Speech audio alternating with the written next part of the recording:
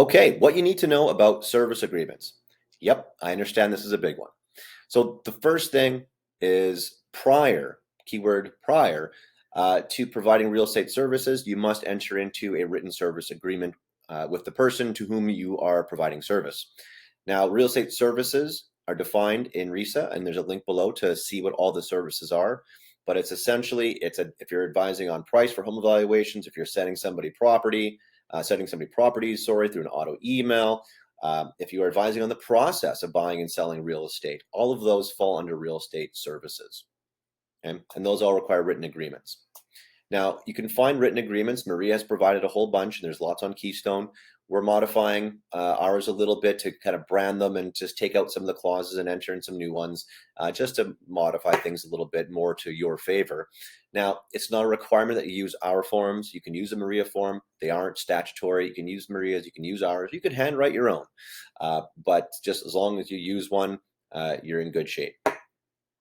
The next thing is we've updated our limited joint representation form. So that's for use on the hub, and that's ready to go. Again, just we updated some of the terminology to be compliant with RESA, but it's not a massive overhaul. That one's up and ready to go, and I recommend using that one as opposed to Maria's. We're asking when a service agreement is completed that you turn them into the office digitally. Long story short, this is going to create a lot more paperwork for everyone. And so we've asked if you can, if you're started working with that buyer and you got a service agreement, send it into the office using the email addresses provided below. So you want to send it to your respective office, and there's 3 email addresses there to receive this, all of these service agreements. Now, because let's say in January 1, you sign up a new buyer, you get them on a service agreement, they end up buying a house in June, and then you hand in your deal sheet and you hand in your offer. We're going to ask that you provide that service agreement again, so we don't have to go back into the big library of thousands of service agreements to try to find the right one.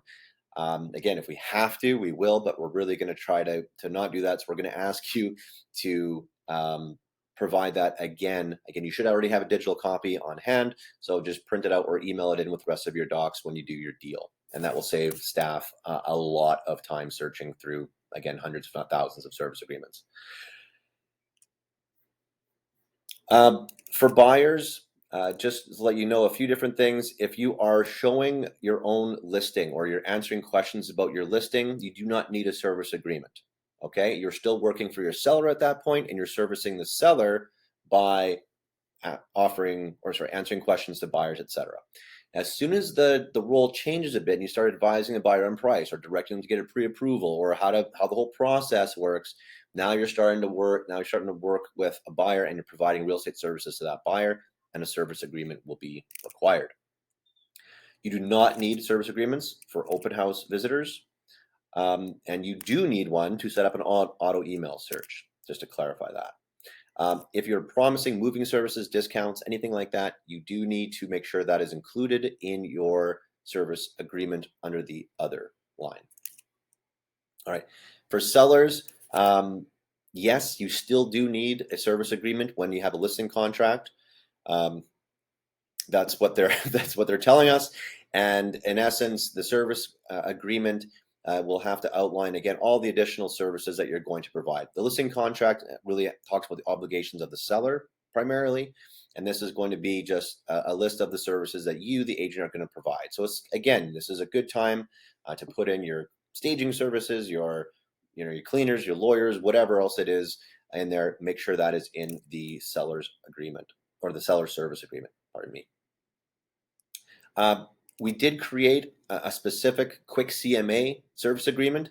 So if you're just doing a home evaluation, maybe it's not a listing attached to it, or you're doing it for a divorce, or even a friend is going over and helping them. Here's what your house is worth for renovations or whatever it is.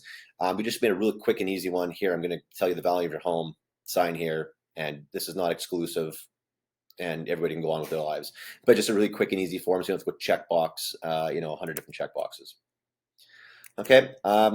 Last but not least, any existing clients, so anybody that you have a listing with that's carrying over into the new year, or any buyers or any auto emails, you're going to have to send them a service agreement as of January 1, and again, turn that into your office, your respective office, as you get them.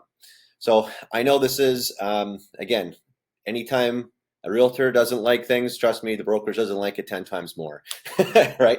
So again, we're all in this together. We're going to get through it, and we're going to try to make it as easy as possible for you guys to continuing, at producing and continue serving your clients at a high level. We're committed to help you guys do that. So again, thanks for bearing with us.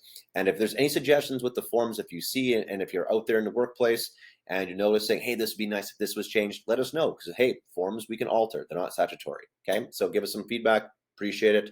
And have a fantastic rest of the week.